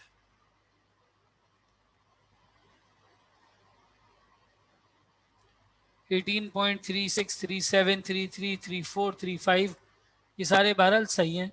और अगर इसको आखिरी डिजिट एक और डिजिट राउंड ऑफ करोगे तो 18.4 बन जाएगा, लेकिन एटलीस्ट डेसिमल के बाद 2 डिजिट्स लिखो, एटलीस्ट डेसिमल के बाद 2 डिजिट्स लिखो।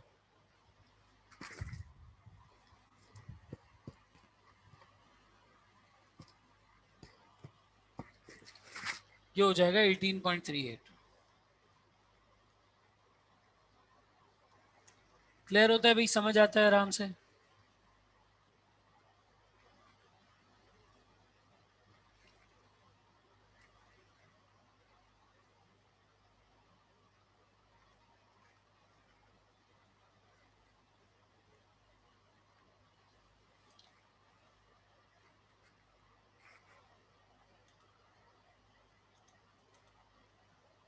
ठीक है जी। सो इस तरह से वैक वाले एरिया के अंदर हमने कॉस्ट ऑफ इक्विटी और मार्केट वैल्यू निकालना सीखी।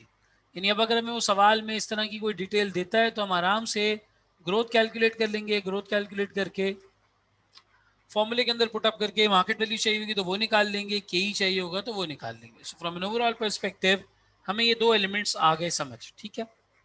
हमने यहाँ पे डिविडेंड वैल्यूएशन मॉडल सीख लिया, और इसी तरीके से यहाँ पे हमने डिविडेंड ग्रोथ मॉडल सीख लिया। Dividend valuation model, dividend growth model, both are done, ठीक है।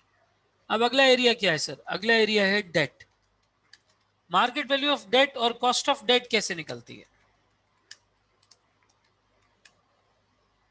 मार्केट वैल्यू ऑफ डेट और cost of debt, so debt can be of 2 types. Debt can be of 2 types, एक इररिडीमेबल डेट, दूसरा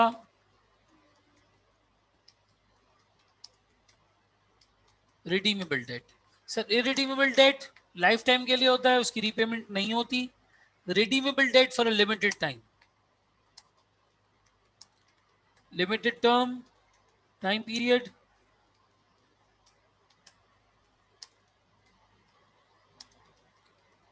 unlimited term,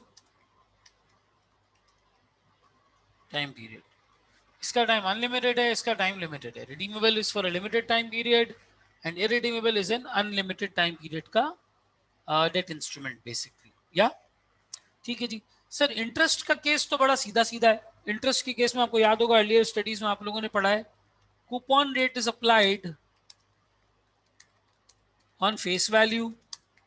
आपका क्या आ जाता है, ये इंटरेस्ट का अमाउंट। जब आप कूपन रेट को मल्टीप्लाई करते हैं फेस वैल्यू से, आपका इंटरेस्ट का अमाउंट आ जाता है। ये इंटरेस्ट का अमाउंट फ्लक्चुएट नहीं करता, ओवरऑल लेवल पे चलता रहता है। फेस वैल्यू का मतलब sir nominal value of the bond, debenture etcetera.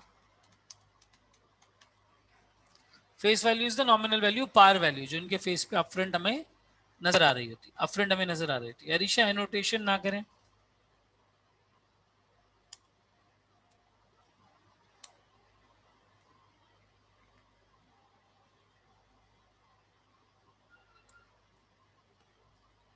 So face value and coupon rate we know, multiply करके हम इंटरेस्ट का अमाउंट निकाल देते हैं, कोई मसला नहीं है। एक मिनट में इसको ठीक कर दूं, ये बीच में मार्क बना हुआ आ गया।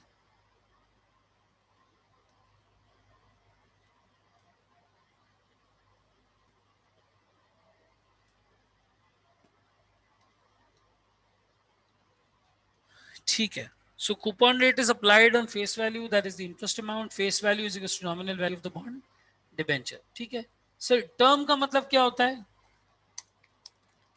Time period for which the bond is issued.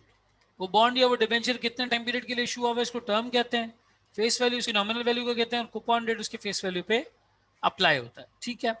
इसी तरीके से मैं रिडम्पशन वैल्यू की अगर बात करूं,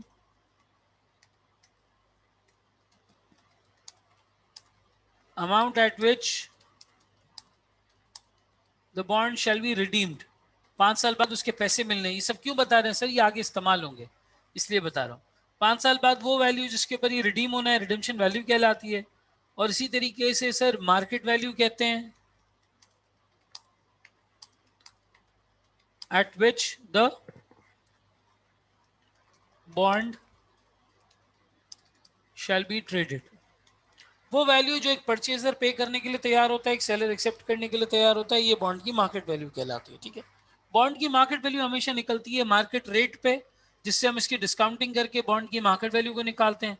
सर वो डिस्काउंटेड वैल्यू क्या कहलाती है? वो कहलाती है rate required by the lender, the rate required by the lender, जिसको आप कहते हैं केडी। उसको आप क्या कहते हैं? KD. So basically the current rate of return of a debt instrument similar to a credit rating or term of maturity। मिलते जुलते डेट इंस्ट्रूमेंट्स के ऊपर हमें क्या रिटर्न मिल रहा है? Rate offered by similar securities in the market. ये तुम लोगों ने कॉस्टिंग में introduction to financial instruments area में पढ़ा भी होगा, लेकिन खैर मैं उसको रेफर नहीं कर रहा, मैं नए सिरे से बता रहा हूँ। आप जब भी एक डेट के इंस्ट्रूमेंट की वैल्यू निकालते हैं, कोई भी बॉन्ड हो गया, कोई भी डिबेंचर हो गया, जब आप इसकी मार्केट वैल्यू निकालते हैं, तो मार्केट वैल्यू निकालने के लिए आप इंटरेस्ट के कैश फ्लोज को डिस्काउंट करते हैं, आप रिडेम्पशन के कैश फ्लोज को डिस्काउंट करते हैं।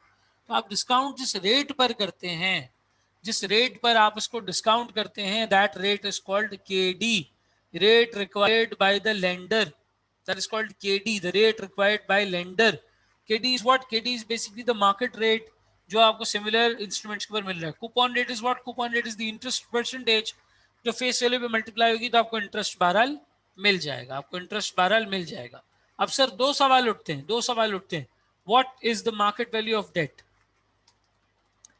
मार्केट वैल्यू ऑफ डेट कैसे कैलकुलेट होती है? How to calculate market value of debt? दूसरा, at the same time KD,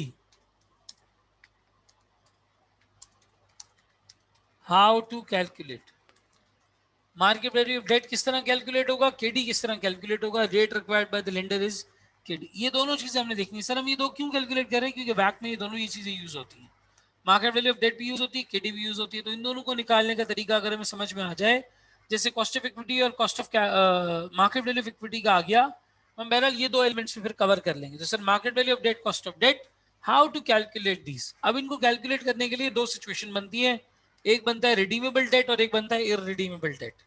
ठीक है। पहला केस ले लेते हैं इररिडीमेबल डेट का। Case 1, irredeemable debt. ठीक है। मुझे बताओ, अब तक तुम लोगों को एक सेंस बन गया होगा, इररिडीमेबल डेट के ऊपर एक कांस्टेंट इंटरेस्ट पे हो रहा होता है। इररिडीमेबल डेट के ऊपर एक कांस्टेंट इंटरेस्ट पे हो रहा होता है, और वो इंटरेस्ट चलता रहता है, क्योंकि डेट रीपेमेंट नहीं करनी होती, तो ये चलता रहता है, चलता रहता है, चलता रहता है। एक तरीके से कांस्टेंट इंटरेस्ट जो है तुम उसके ऊपर पे कर रहे होते हो। अगर तुम्हारे पास केडी हो तो तुम मार्केट वैल्यू निकाल सकते हो डेट की।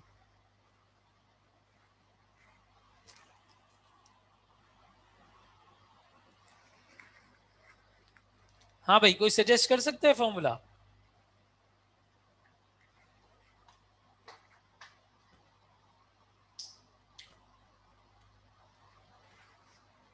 कांस्टेंट डिविडेंड से मिलता जुलता केस होगा, इतनी हिंट दे रहा हूं। कांस्टेंट डिविडेंड से मिलता जुलता केस होगा, जैसा कांस्टेंट डिविडेंड का केस होता है।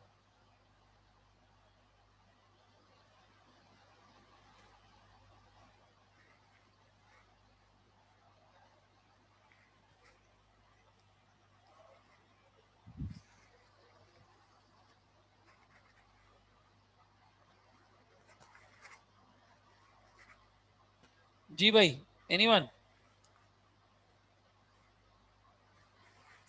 नहीं, चलें, बिल्कुल सही है Risha, very rightly pointed out. Sir interest upon KD, simple, very simple. Sir market value is what? Market value is sum of PV of interest. Redemption तो होती नहीं है रिडीमेबल के केस में, सिंपल। तो मार्केट वैल्यू का सिंपल फॉर्मूला हुआ market value of debt, of redeemable debt, irredeemable debt is equals to interest upon KD. KD पता है, मार्केट वैल्यू निकाल लोगे, मार्केट वैल्यू पता है, केडी निकाल लोगे। सर केडी निकालने का formula likewise sir interest upon market value of redeemable debt, बिल्कुल सही। सर ये बताएं कि इंटरेस्ट कैसे निकलेगा? इंटरेस्ट निकलेगा coupon rate multiply by book value, ये याद रखना, multiply by book value of debt या face value of debt, face value of date.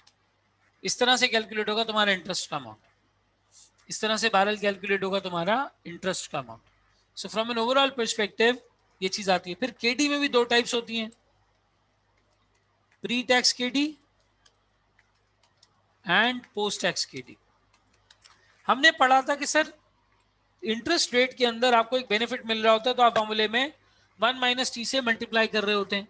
Irredeemable के केस में, रिडीमेबल की बात नहीं कर रहा अभी, इररिडीमेबल के केस में जो अनलिमिटेड टाइम अनलिमिटेड पीरियड के लिए होता है, वहां पर ये केडी की दो टाइप्स हैं, pre tax KD, post tax KD. ठीक है, अगर आप न्यूमरेटर में इंटरेस्ट प्री टैक्स रखोगे तो केडी आपको प्री टैक्स लेनी पड़ेगी, अगर आप न्यूमरेटर में इंटरेस्ट पोस्ट टैक्स रखोगे तो आपको केडी पोस्ट टैक्स लेनी पड़ेगी। यानी कि for example face value is rupees 1000 and interest rate is 7%। ठीक है, pre tax KD is 8%। Calculate market value, एक केस ये बन जाता है। मैं कैसे निकालूंगा मार्केट वैल्यू? सर मुझे पता है इंटरेस्ट का अमाउंट कैसे निकलता है, 1000 रुपए के ऊपर कितना परसेंट, 7%, 70 रुपए बनता है। सर इसको डिवाइड करते हैं आप 8% से, आपकी मार्केट वैल्यू आ जाएगी 70 रुपए डिवाइडेड बाय 8%, ये बन जाता है 875। आपकी मार्केट वैल्यू कितनी हो गई, 875। सर पोस्ट टैक्स को पोस्ट टैक्स से कर सकते हैं, बिल्कुल वो भी कर सकते हैं। मान लो ये दूसरी सिचुएशन है, case 2, tax rate is 30%, tax rate is 30%। Sir pre tax KD अगर 8% है तो पोस्ट टैक्स केडी कितना होगा? Sir post tax KD would become 8% multiply by 1 minus T. पहले भी बताया था 1 माइनस टी टैक्स के बेनिफिट की वजह से करते हैं। तो सर आप 8% को अगर मल्टीप्लाई करें वो कितना बन जाता है, 8% मल्टीप्लाई बाय 5.6, 5.6%। अगर चाहो तो इसको इस तरह कर लो, market value multiply by 7% multiply by 1 minus t, यानी पोस्ट टैक्स इंटरेस्ट ले लो।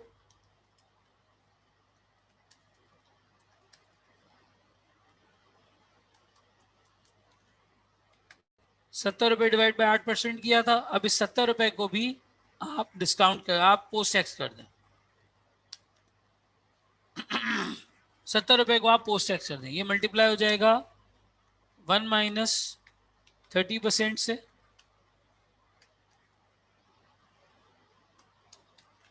और डिवाइड होगा 5.6 से। ये याद रखना, पोस्ट टैक्स कैश फ्लोज होंगे तो पोस्ट टैक्स केडी होगा, प्री टैक्स कैश फ्लोज होंगे तो प्री टैक्स केडी होगा। इररिडीमेबल डेट में, रिडीमेबल डेट में केस डिफरेंट होता है थोड़ा सा, वो मैं करना बताऊंगा। ठीक है, तो सर अगर आप ₹70 लेते हैं, 70 रुपीज, और उसको मल्टीप्लाई बाय 70 करते हैं तो कितना बन जाता है सर? ये 49 बन जाता है, डिवाइडेड बाय 5.6%। सर 49 को डिवाइड बाय 5.6 करें तो भी सर 875 ही आपकी मार्केट वैल्यू बनती है। दोनों केसेस में रिजल्ट सेम आएगा। अगर प्री टैक्स इंटरेस्ट ले रहे हो तो प्री टैक्स कैश फ्लोज लो, प्री टैक्स केडी लो। अगर पोस्ट टैक्स इंटरेस्ट ले रहे हो तो पोस्ट टैक्स केडी लो। सही, मैं आगे लिख भी देता हूं। Hence in this case market value pre tax interest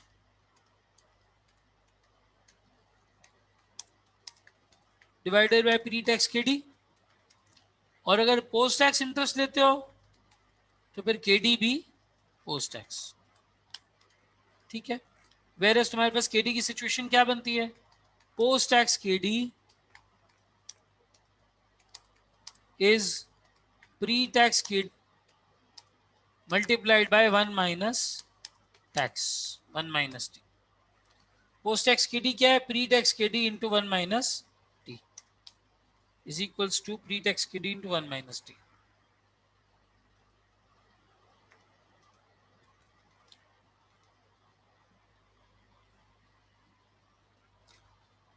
sir अभी हम इररिडीमेबल की बात कर रहे हैं। आरिश तुम्हारे सवाल का जवाब दे रहा हूं कि हम इररिडीमेबल की बात कर रहे हैं। रिडीमेबल की अभी मैंने बात की ही नहीं है। अभी हमने सिर्फ इररिडीमेबल की बात की है, जिसकी रिडेम्पशन अभी हम नहीं करवा रहे।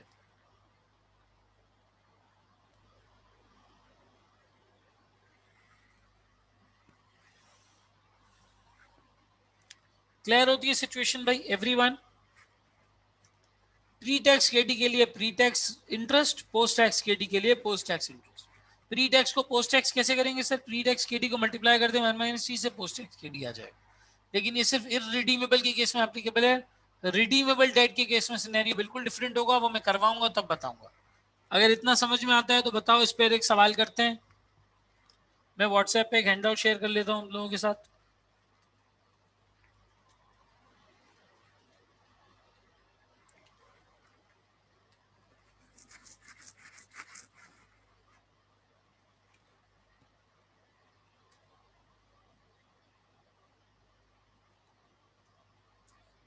ये हमारा वैक का हैंडआउट 3 है।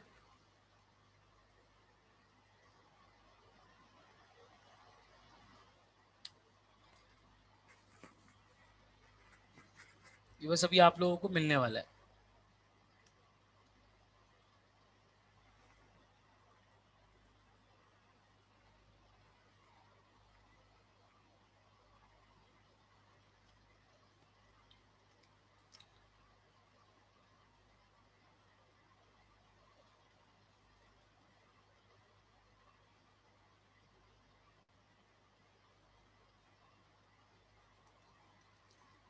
चलिए जी, अब इसकी एक छोटी सी इलस्ट्रेशन हम करते हैं।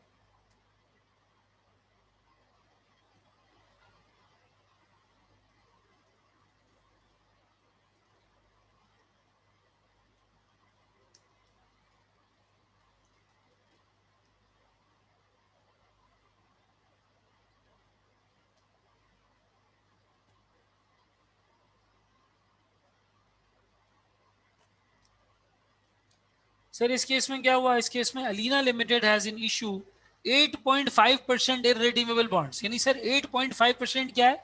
8.5% इसका कूपन रेट है, face value, with a total nominal value of 500 million, 100 nominal value for each bond. Pre-tax market interest rate is 8.04%. Pre-tax rate 8.04 है। Find the market value of the irredeemable bonds. इनकी market value निकालनी है sir. Market value के लिए बड़ा आसान है, पहले इंटरेस्ट निकाल लो। इंटरेस्ट कितना बन रहा है सर? टोटल 500 मिलियन की फेस वैल्यू है, इसके ऊपर 8.5% का इंटरेस्ट रेट है। ठीक है, सो 500 मिलियन के ऊपर 8.5 कितना बनता है? 500 मल्टीप्लाइड बाय 0.085, ये बन जाता है 42.5। ये बन जाता है 42.5। 500 का 8.5% मतलब 42.5। ठीक है, मार्केट वैल्यू अगर निकालने जाओ तो कैसे निकाल सकते हो? 42.5 divided by pre tax rate 8.04%। Market value is equals to 4.25 is equals to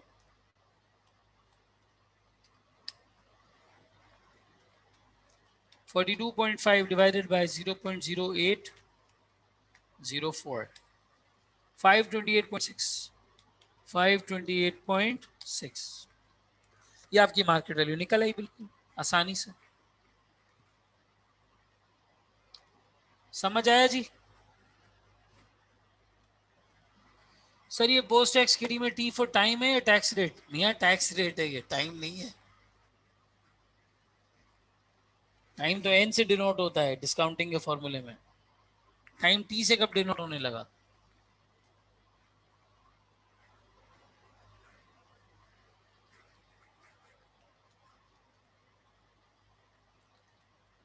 sir इसी तरीके से बिल्कुल नीचे इसका क्वेश्चन 2 देखें, आसान सा है।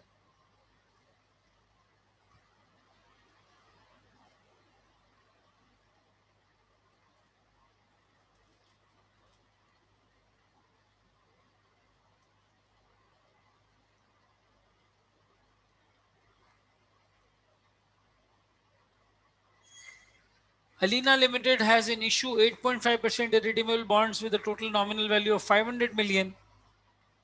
The tax rate applicable is 30% and the post-tax market interest rate is 5.63%. 30% tax rate बोल दिया और पोस्ट टैक्स इंटरेस्ट रेट बता दिया 5.63, पोस्ट टैक्स बता दिया। Find the market value of the redeemable bonds. Sir post tax rate दिया तो कोई मसला नहीं, मैं पोस्ट टैक्स इंटरेस्ट ले लूंगा, मुझे कोई इश्यू ही नहीं है, पोस्ट टैक्स इंटरेस्ट ले लूंगा। तो यहाँ जो आप इंटरेस्ट कैलकुलेट करोगे उसके साथ आप पोस्ट टैक्स इंटरेस्ट कर दोगे 42.5 मल्टीप्लाई बाय 1 माइनस 30%। सो आपका पोस्ट टैक्स इंटरेस्ट बन जाता है 42.5 मल्टीप्लाइड बाय 29.75 29.75 ये आपका पोस्ट टैक्स इंटरेस्ट बन गया। ठीक है, अब आपको मार्केट वैल्यू निकालनी है तो कोई मसला नहीं है, उन्होंने पोस्ट टैक्स रेट दिया हुआ है, post tax interest rate use करके मार्केट वैल्यू निकाल लो। So this becomes 29.75 divided by कितना रेट दिया हुआ है जी? 5.63 5.63% 5.63%। 29.75 divided by 5.63%, 528.419 528.4 मोर और लेस इक्विवेलेंट है। वो रेट जो तुम्हें 5.63 दिया हुआ है वो राउंडेड ऑफ है तो 2 पैसे का फर्क आ रहा है। मार्केट वैल्यू देखो दोनों में सेम आ रही है, क्वेश्चन 1 में भी 528.6 आ रही है, क्वेश्चन नंबर 2 में भी 528.4.5 आ रही है तकरीबन। क्या ये दोनों सिचुएशंस क्लियर होती हैं?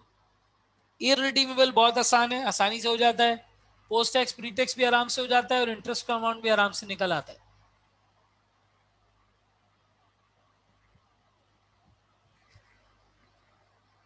क्या ये क्लियर होती है सिचुएशन एवरीवन?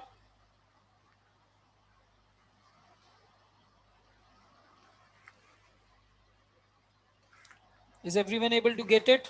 ठीक है जी, अगर ये सिचुएशन क्लियर होती है तो बस हम आज यहीं तक रखते हैं। कल की क्लास में हम इंशाल्लाह फिर रिडीमेबल डेट का केस पढ़ेंगे, रिडीमेबल डेट का केस। कल की क्लास में इंशाल्लाह रिडीमेबल डेट का केस पढ़ेंगे। ठीक है जी, एक दफा हेड्स अप दे दो कि सब समझ में आ गया, कोई सवाल नहीं है तो मैं मीटिंग एंड करता हूँ। चलो, थैंक यू सो मच। कल की क्लास फिर तुम लोग जूम से ही लोगे तो मैं घर से लाइव क्लास ले लूंगा जूम के थ्रू। ठीक है उज़ैफा, आई एम वेटिंग। चलो यहीं तक रखते हैं आज इंशाल्लाह।